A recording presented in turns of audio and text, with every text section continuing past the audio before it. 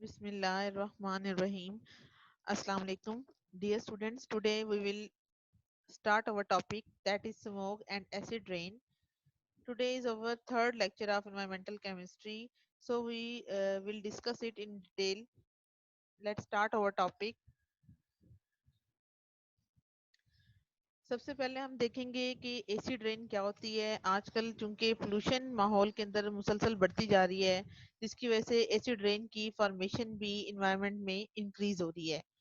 तो acid rain को हम ये देखें अगर इसकी हिस्ट्री की तरफ, तो सबसे पहले हम ये कहते हैं कि एसिड रेन के फिनोमिना को डिस्कवर किया था जिस साइंटिस्ट ने, his name was Angus Smith in the Great Britain, यानी बर्तानिया के अंदर जो है वो अंगस स्मिथ ने जो है इसको फर्स्ट टाइम डिस्कवर किया in the mid 17th century के अंदर।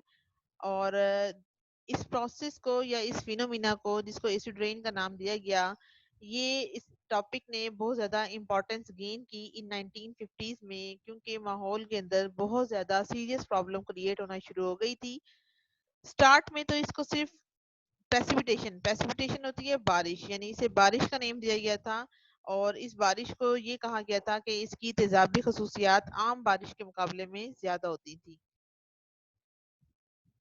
अगर एसिड रेन की फॉर्मेशन की तरफ देखें तो इसके हवाले से कहा जाता है कि इन्वायरमेंट में जो कार्बन डाइऑक्साइड गैस रिलीज होती है, ये कार्बन डाइऑक्साइड गैस एटमॉस्फेयर के वाटर के साथ या वाटर वेपर्स के साथ, जो कि in the form of clouds होते हैं, they will react with each other and they will form a compound that is known as the carbonic acid, and the formula of carbonic acid is H2CO3. ये एक तरह की animation है जिससे आपको acid rain के बारे में आइडिया क्लियर होगा कि किस तरह से एसिड रेन जो है वो फॉर्म होती है। तो यहाँ देखें, ये इंडस्ट्रीज की चिमनीज हैं या जो मोटर व्हीकल्स हैं, इनके जो स्मोक के अंदर to types of main component होते हैं गैसेस के, that is the sulphur dioxide and nitrogen oxide. When these oxide react with water, they will form acid. One of the acid is known as the sulfuric acid and the other acid is known as the nitric acid. And these acidic rain will fall out in the form of precipitation and they will strike with the earth. As a result, they will destroy the environment. क्योंकि ये जो पानी होता है इस acidic rain का, वो उसकी नेचर एसिडिक है। एसिडिक नेचर किस तरह से है कि इसका हम टेस्ट करते हैं, इसकी हम वाटर की पीएच को चेक किया जाता है। अगर आप इस वाटर की पीएच को चेक करें तो पता ये चलता है कि इस रेन वाटर की पीएच राउंड अबाउट 5.6 होती है, and this 5.6 value is much more greater than the normal rain water pH. जो नॉर्मल, अगर कोई एसिड हो रही है, कोई रेन हो रही है, तो उसकी नॉर्मल जो पीएच है वो 5 तक आती है या 5 से लेस आती है, लेकिन जो एसिड रेन होती है उसकी पीएच राउंड अबाउट स्टूडेंट्स 5.6 के करीब आती है। जिससे पता चलता है कि ये जो एसिड होता है वो इसकी जो नेचर होगी वो एसिडिक होगी। अब उसके बाद अभी हमने देखा कि एनवायरनमेंट के अंदर दो तरह की गैसेस थी, दैट इज सल्फर डाइऑक्साइड या नाइट्रोजन के ऑक्साइड्स होते हैं, जो कि फॉर्म होते हैं when the sulphur and nitrogen are react with atmospheric oxygen and finally they will react with water and form two type of acid. One acid is known as the sulfuric acid and other acid is known as the nitric acid. So when these two acids get mixed with each other and they will form in the form of rain, तो acid जो है वो deposition होना start हो जाती है। और ये एसिडिक रेन जो है वो रेन की शक्ल में भी हो सकती है, स्नो की शक्ल में भी हो सकती है, फॉग या ड्राई एसिडिक डेपोजिशन भी होती है। तो यहाँ अगर देखें तो ये सल्फर के ऑक्साइड हैं, ये इन the presence of atmospheric oxygen and water, hydrocarbon, smoke, metal oxide की प्रेजेंस में रिएक्ट करेंगे और क्या बनाएंगे, सल्फ्यूरिक एसिड को फॉर्म करेंगे, जो कि हमारे क्लाउड्स में जाकर शामिल होना शुरू हो जाते हैं और फिर फाइनली जो है ये जमीन के ऊपर फॉल होते हैं in the form of acidic rain. तो अगर आप इस पिक्चर या डायग्राम को क्लियरली ऑब्जर्व करें तो ये आपको आइडिया होगा कि ये देखिए, ये सारी चिमनीज हैं और यहाँ से जो धुआं निकल रहा है that is sulphur dioxide and nitrogen के ऑक्साइड जो है इनमें फॉर्म हो रहे हैं। ये ऊपर गए और बादलों में जो वाटर वेपर्स हैं उनके साथ रिएक्ट करेंगे और two types of acid form करेंगे। One is the nitric acid and other is the sulphuric acid. तो ये जो है जब ये जमीन पर फॉल आउट होंगे, चाहे वो रेन की शक्ल में हो, चाहे वो स्नो की शक्ल में हो, या एसिडिक पार्टिकल या गैसेस की शक्ल में हो, तो जब ये वापस आते हैं तो इस तरह से जो हमारा इन्वायरमेंट है, जिनमें प्लांट्स हैं, एनिमल हैं, या एक्वेटिक लाइफ है, या ह्यूमन बींग्स हैं, या मार्बल्स हैं, उनके ऊपर इनके बैड इम्पैक्ट क्रिएट होते हैं। और इनकी डिटेल जो है वो अभी आपके साथ डिस्कस की जाएगी। तो सबसे पहले इफेक्ट की तरफ देखते हैं हम, जो एसिडिक रेन का है कि बहुत सारी कंट्रीज में बताते हैं कि जहाँ से वॉल्केनिक इरप्शन होती है, यानी जहाँ से लावे वगैरह निकलते हैं, तो उनके साथ साथ जो है वो HCl की फॉर्मेशन होती है, और वो एक मेजर काज है टेम्पररी एसिडिक रेन का उन एरियाज में। लेकिन इफेक्ट को अगर आप देखें तो इफेक्ट में हम सबसे पहले देखते हैं कि ये हमारे पास नॉर्मल सॉइल है, कि अगर ये मिट्टी को आप देखें तो इस मिट्टी के अंदर बहुत सारे न्यूट्रिएंट हैं। न्यूट्रिएंट प्रेजेंट होने की वजह से इस मिट्टी का कलर जो है वो ब्राउनिश कलर का होता है। लेकिन अगर इस सॉइल के अंदर या इस सॉइल पर एसिडिक रेन हो, तो एसिडिक रेन क्या करती है कि जितने भी इसके अंदर इंपॉर्टेंट मिनरल्स होते हैं या जो इंपॉर्टेंट मेटल्स होती हैं, like aluminium, mercury, lead, calcium, ये सारी की सारी मेटल इस एसिडिक रेन के साथ जो है वो रिएक्ट करेंगी, और रिएक्ट करके यहाँ से सारे इस सॉइल के अंदर से इन पार्टिकल्स को रिमूव कर देंगी। एज ए रिजल्ट जो सॉइल हमारे पास पीछे बचेगी वो लीच्ड सॉइल होगी। यानी अब इस लीच्ड सॉइल का अगर आप कलर ऑब्जर्व करें या नॉर्मल सॉइल का कलर ऑब्जर्व करें, तो आपको यहाँ से आइडिया हो जाएगा कि ये वो मिट्टी है जिसको प्लांट जो है वो अपनी ग्रोथ के लिए इस्तेमाल नहीं कर सकते, क्योंकि इसके अंदर कोई भी इंपॉर्टेंट न्यूट्रिएंट्स बाकी नहीं बचे। एज ए रिजल्ट जो हमारी जमीन है वो एक तरह से बंजर हो जाती है इन इम्पोर्टेंट न्यूट्रिएंट के निकलने की वजह से। और इम्पोर्टेंट न्यूट्रिएंट्स क्यों निकलते हैं? क्योंकि वहां पर एसिडिक रेन होना स्टार्ट हो जाती है। उसके बाद सेकंड हार्मफुल इफेक्ट जो एसिडिक रेन का आता है वो आता है स्टूडेंट्स ऑन इक्वेटिक लाइफ पे। और इक्वेटिक लाइफ में सबसे इम्पोर्टेंट जो है वो है हमारे पास फिश। तो फिश के अंदर जो एक मैकेनिज्म अल्लाह ताला ने रखा है वो है उनके अंदर गिल्स की फॉर्मेशन। और गिल्स वो एरियाज हैं जहाँ से ये फिश जो है वो सांस लेती हैं। तो अगर एसिडिक रेन होती है इक्वेटिक पॉन्ड्स में या दीगर एरियाज में, तो होता क्या है कि इनके अंदर एक मेटल जमा होना शुरू हो जाती है। ये जो इनके गिल्स का पोर्शन होता है, इनके अंदर एक खौफनाक हद तक जो है वो एल्यूमिनियम मेटल जो है वो शामिल हो जाती है। और एल्यूमिनियम मेटल क्या करती है कि इनके गिल्स को ब्लॉक कर देती है। गिल्स इनके वो एरिया हैं जहां से जिस तरह लंग्स ह्यूमन बीइंग में रेस्पिरेशन का काम करते हैं, इन द सेम वे जो फिश हैं उनके अंदर जो गिल्स मौजूद होती हैं, ये गिल्स जो है इनका रोल क्या होता है कि यहाँ पे इनके अंदर ऑक्सीजन जो है वो इनको मिलती है। लेकिन अगर ये एरिया पूरा ब्लॉक हो जाए थ्रू एल्यूमिनियम मेटल के जरिए, तो इस तरह से गिल्स जो है वो ब्लॉक हो जाएंगे और इनको सांस लेने में प्रॉब्लम होगी। और इस तरह से जितने भी फिश हैं उनका दम घुटने से डेथ हो जाती है। तो अगर आप इस डायग्राम में देखें तो ये सारी वो फिश हैं जो एसिड रेन की वजह से जो है वो अफेक्टेड हुई हैं, और इन सब की जो है वो डेथ हो गई है। रीजन क्या थी? रीजन इनकी ये थी कि इनके अंदर एल्यूमिनियम मेटल जो है वो हार्मफुल वे से जमा हो जाती है। उसके अलावा अगर आप देखें तो जरूरी नहीं है कि हर दफा इतनी हद तक ये हार्मफुल वेज तक पहुंच जाए कि इनकी डेथ हो जाए। सम टाइम ऐसे भी हो जाता है कि ये जो हार्मफुल मेटल्स हैं जिनमें एल्यूमिनियम मेटल है या जो हैवी मेटल है लाइक लेड मेटल है या मरकरी है, वो इनकी बॉडीज में स्टोर हो जाती हैं।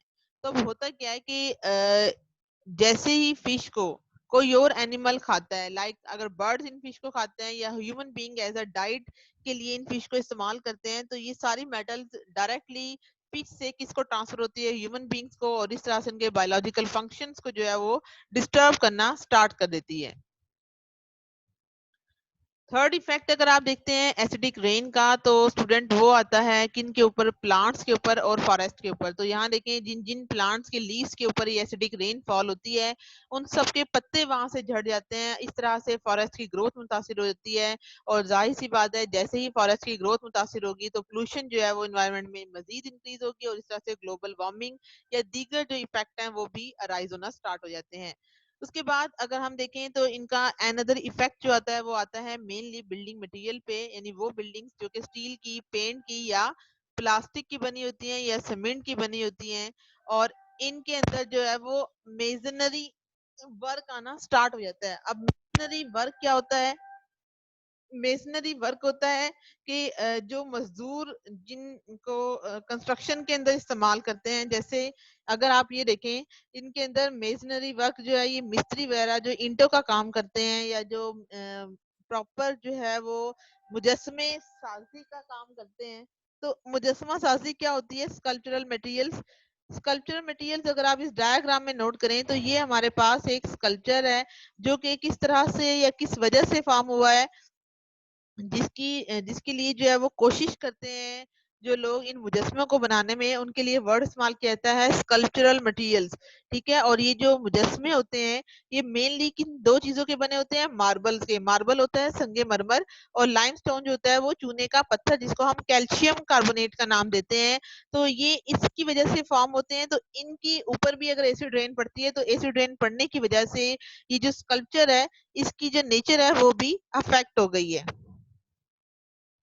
इसके बाद आपके सामने स्टूडेंट कुछ मैंने ये चीजें रखी हैं ताकि आपको आइडिया हो कि एसिड रेन ने किस तरह से जो है वो इन्वायरमेंट को डिस्ट्रॉय किया है। तो यहाँ देखें, ये भी एक बिल्डिंग है जो कि एसिड रेन की वजह से मुतासिर हो गई है। इसी तरह ये एक और स्कल्पचर है, ये भी एसिड रेन की वजह से मुतासिर हुआ है। तो अगर आप मेन आते हैं लाइमस्टोन या मार्बल की तरफ, जो कि ताजमहल जो इंडिया के अंदर आगरा में मौजूद है, तो इसकी आप पहले की अगर पिक्चर देखें और अब की पिक्चर देखें तो यहाँ देखें कि इनके अंदर हेल ऑफ डिफरेंस है, क्योंकि ताजमहल जो है वो कांस्टेंट एसिड रेन की इफेक्ट की वजह से जो है वो इसकी जो कलर है वो लाइट हो गया है। तो इस तरह से हम ये कह सकते हैं कि ये जो एसिड रेन है वो हमारे इन्वायरमेंट को दीगर वे से डिस्टर्ब करना स्टार्ट कर देती है। इसी तरह अगर आप इस एनिमेशन में नोट करें तो यहाँ देखें, यहाँ ये जो चिमनीज हैं या जो फैक्ट्रीज हैं, इनसे ये धुआं निकला, सल्फर डाइऑक्साइड और NO जो है वो इनसे फॉर्म हुए, और फॉर्म होने की वजह से क्लाउड में जाकर ये एसिड रेन का बाइस बनते हैं। और ये एसिड रेन हमारे एनवायरनमेंट पर जब पड़ती है तो जितने इफेक्ट्स आपको बताए हैं वो सारे के सारे हमारे माहौल के ऊपर असरअंदाज होते हैं, और इस तरह से हमारा इन्वायरमेंट जो है वो कॉन्टिन्यूसली इनकी वजह से अफेक्ट होना शुरू हो जाता है। नेक्स्ट टॉपिक जो आज के टॉपिक में हम लोग स्टडी करेंगे, that is basically a smog. तो स्मोक के बारे में लोग पहले तो फेमिलियर नहीं थे यहाँ पर, लेकिन स्मोक के हवाले से आजकल पिछले 2 इयर्स में आपको बहुत ज्यादा ये नजर आ रही है smoke, specially in the winter season में। कि विंटर सीजन में क्या होता है कि अक्सर आपको इस तरह का जो इन्वायरमेंट है, यानी जो धुंधला धुंधला माहौल है, वो आपको नजर आना शुरू हो जाता है। और स्मोक बेसिकली 2 वर्ड्स का कॉम्बिनेशन होता है, जिनमें एक वर्ड आता है स्मोक एंड दूसरा लफ्ज आता है फोग। स्मोक होता है धुआं, और फोग को जो हम कोहर या ठंड के लिए हम वर्ड इस्तेमाल करते हैं। तो ये दोनों चीजें जब इकट्ठी कंबाइन होती हैं then they will form smog. तो स्मोक बेसिकली क्या है? स्मोक बेसिकली एक पोल्यूशन है, पोल्यूटेंट्स का सोर्स है, यानी गैसेस इतनी ज्यादा इकट्ठी हो जाती हैं कि वो सांस लेने में लोगों को प्रॉब्लम फेस होती है। तो या इसी तरह आइस के लिए भी ये सम टाइम हार्मफुल होती है, कि आई के लिए भी ये इरिटेंट का बाइस बनती है। तो स्मोक के अंदर स्टूडेंट्स दो तरह की चीजें हो सकती हैं। पहली स्मोक को हम नाम देते हैं बच्चों रिड्यूसिंग स्मोक का। रिड्यूसिंग स्मोक क्या है कि अगर किसी स्मोक में हाई कंटेंट्स हो सल्फर के। अब सल्फर क्या है? सल्फर डाइऑक्साइड गैस है जो कि चिमनी से या मोटर व्हीकल से रिलीज हो रही है, और इसकी नेचर जो है वो रिड्यूसिंग होगी, that's why it is known as the reducing smog. और इसकी मेजर वजह क्या होगी रिड्यूसिंग स्मोक की? बर्निंग ऑफ कोल, यानी जितना ज्यादा एनवायरनमेंट में कोयला जलेगा, या जो कोल इंडस्ट्रीज हैं या वो इंडस्ट्रीज जो अपने फ्यूल में कोयले को इस्तेमाल करती हैं, तो वहां पे जो स्मोक पैदा होगी उनके अंदर जो उनकी नेचर होगी स्मोक की, that is known as the reducing smog. इसी तरह एक और स्मोक होती है जिसको हम नाम देते हैं student, that is known as the photochemical smog. एक हमने पढ़ी थी रिड्यूसिंग स्मोक, दूसरी स्मोक का क्या नेम है? Photochemical smog. अब जो फोटोकेमिकल स्मोक होती है, it consist of higher concentration of oxidants like ozone, यानी इसके अंदर जो है वो ओजोन के कंपोनेंट ज्यादा होते हैं, और इसको हम क्या नाम देते हैं? ऑक्सीडाइजिंग स्मोक का। तो ऑक्सीडाइजिंग नेचर क्या होती है इनकी? Due to the presence of ozone, तो ये ऑक्सीडाइज कर सकती है किसी भी चीज को। That's why in the presence of ozone it is known as the photochemical smog. और फोटोकेमिकल स्मोक की एक पर्टिकुलर नेचर ये है कि इसका कलर जो है वो येल्विश ब्राउन होता है, यानी जो आपको इन्वायरमेंट में ये जो धुआं सा महसूस होता है उसका कलर येल्विश ब्राउन होता है। और in the presence of water droplet, जो फ्लूटेंट्स जो है वो एयर में इन गैसेस के साथ रिएक्ट करते हैं, तो इस तरह से ये स्मोक को फॉर्म करना शुरू कर देते हैं। तो अब यहाँ देखें इस डायग्राम में आपको पूरे माहौल पर स्मोक नजर आ रही है और इसकी रीजन क्या है, क्योंकि यहाँ पर दीगर तरह की गैसेस इकट्ठी हो गई थी। अब स्मोक में सम टाइम कुछ लोगों को अनप्लेजेंट स्मेल भी फील होती है, क्योंकि गैशियस कंपोनेंट जो है वो बहुत ज्यादा बढ़ जाते हैं, जिनमें सल्फर और नाइट्रोजन के ऑक्साइड हैं। तो जब तक हम माहौल को क्लीन नहीं रखेंगे, हम ज्यादा से ज्यादा प्लांटेशन नहीं करेंगे, तो स्मोक का फिनोमिना माहौल में अराइज होना स्टार्ट होता रहेगा। तो इसके बाद मेन रिएक्टेंट अगर आप फोटोकेमिकल स्मोक का देखें, that is the nitric oxide and unburned hydrocarbon. तो ये आपके एमसीक्यूज में या जिन लोगों ने आगे टेस्ट देने होते हैं तो उनके लिए ये इंपॉर्टेंट होती हैं ये चीजें, तो इनको अंडरलाइन कर लीजिएगा और उनको याद कीजिएगा कि जो रिड्यूसिंग स्मोक है उनका मेन कंपोनेंट क्या था, सल्फर डाइऑक्साइड है। और जो ऑक्सीडाइजिंग स्मोक है, जो फोटोकेमिकल स्मोक होती है, फोटोकेमिकल स्मोक का मेन कंपोनेंट अनबर्न्ड हाइड्रोकार्बन और एनओ यानी नाइट्रिक ऑक्साइड होते हैं। नाइट्रिक ऑक्साइड यानी जो NO है वो आगे ऑक्सीडाइज होके NO2 फॉर्म करता है विद इन और में, और ये डिपेंड करता है कि प्लूटेंट की कंसंट्रेशन हमारे पास क्या थी। तो यहाँ देखें कि ये नाइट्रिक ऑक्साइड है या अनबर्न्ड हाइड्रोकार्बन है, तो ये नाइट्रोजन ऑक्साइड या NO2 इस तरह से ये ऑक्सीडाइज होते हैं। कहीं पे फोटोकेमिकल रिएक्शन होगा यानी फोटोकेमिकल स्मोक बनेगी, और इनके कंपोनेंट ओजोन हो सकते हैं, पर ऑक्सी एसिटाइल नाइट्रेट जिसको हमने पैन बोला है पिछले लेक्चर्स में। तो ये सारी चीजें इनके अंदर हो सकती हैं। अब यहाँ देखिए कि ये जो है स्मोक बेसिकली आपको जो इस इन्वायरमेंट में नजर आ रही है, इसका कलर क्या है, येलोविश है, due to the presence of nitrogen dioxide which exist in this smog. तो येलोविश कलर की वजह से इस स्मोक का कलर क्या हो जाएगा, येलोविश।